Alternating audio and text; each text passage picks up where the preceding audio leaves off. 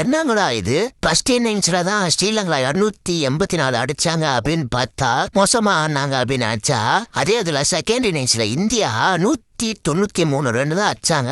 அப்ப கூட ஏற்கனவே கொஞ்சம் ஸ்கோர் ஆச்சுனால கொஞ்சம் மேனேஜ் பண்ணிட்டாங்க. இந்தியா பத்தினா வின் பண்ணிட்டாங்க. 165 ரன் வித்தியாசத்துல இந்தியா வின் பண்ணிட்டாங்க. ரெண்டாவது இன்னிங்ஸ்ல பேட்டிங் ஆன இந்தியா KL ராகுல் பத்தினா 35 ரன் அடிச்சாரு. அப்புறம் பட்டிகள் நல்லா தான் பாராப்பில்ல தலைவன் 44 அடிச்சிட்டான். 150 இந்த வாட்டி 54 சூப்பரா ஆடுறா மச்சான் ஆடுறா. இப்படி அவனை தூக்கி போடுங்க எல்லாத்துலயும் அப்படின்னு தான் சொல்ல தோணுது. ஜெய்ஸ்வால் அவருக்கு என்ன ஆச்சுன்னு தெரியல, அவுட் ஆயிட்டாப்பில்ல முக்தா. அதுக்கப்புறம் கில்லோ பத்தின சரி ஆடல. பண்ட்டு வந்துட்டு வச்சாம் பாருங்க 66 ரன் சூப்பரா ஆனா. 69 பாலுக்கு 66 சூப்பரா ஆனா. அதுக்கப்புறம் கொஞ்சம் இல்ல அதுக்கப்புறம் அவுட் ஆயிட்டாங்க. 193 அடிச்சாங்க.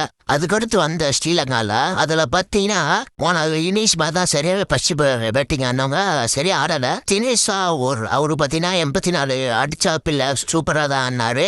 அதுக்கப்புறம் கேப்டன் சில்வா பாத்தீங்கன்னா 59 அடிச்சாப்பில்ல அந்த அளவுக்கு இன்னும் கொஞ்சம் சரியா ஆடல. இந்த 2 பேர் மட்டும் கொஞ்சம் நல்லா ஆடினாங்க. அந்த அண்ணன் அடிச்சு 206 அடிச்சாங்க. அதுக்கப்புறம் தாண்ட முடியல. இந்தியா பாத்தீங்கன்னா ஒரு மேட்ச வின் பண்ணிட்டாங்க. இன்னும் ஒரு டெஸ்ட் மேட்ச் இருக்கு. இதுல மெயினே ஒருத்தர் இருக்காரு. படிகள் தான் மேனேஜர் மேட்ச் வாங்கினாப்புல. ஆனா இந்த மனவு சூப்பரா போட்டான். 6 விக்கெட் வேற மாதிரி போலிங் போடுறான். சூப்பரா போடுறான். தெரிஞ்சு தலைமை வந்துடும் நினைக்கிறேன் டெஸ்ட் மேட்ச்ல. சரிங்க போற போல லைக்கை போட்டு சப்ஸ்கிரைப் பண்ணிட்டு போங்க. அடுத்த வீடியோல வரேன்.